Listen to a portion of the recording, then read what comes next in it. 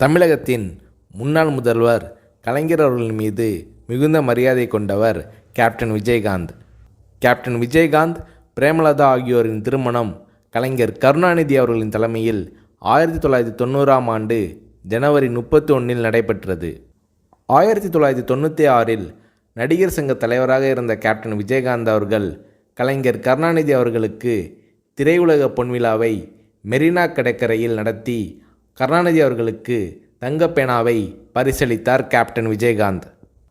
கருணாநிதி அவர்களும் விஜயகாந்த் அவர்கள் மீது மிகுந்த அன்பு கொண்டவர். கேப்டன் விஜயகாந்த் அவர்களுக்கு புரட்சி கலைஞர் என்ற பட்டத்தை கலைஞர் கருணாநிதி அவர்கள் வழங்கினார்.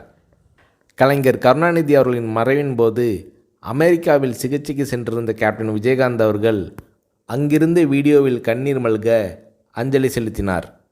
அமெரிக்காவிலிருந்து திரும்பிய பிறகு நேராக கலைஞர் கருணாநிதி அவர்களின் நினைவிடம் சென்று மரியாதை செலுத்தினார் கேப்டன் விஜயகாந்த்.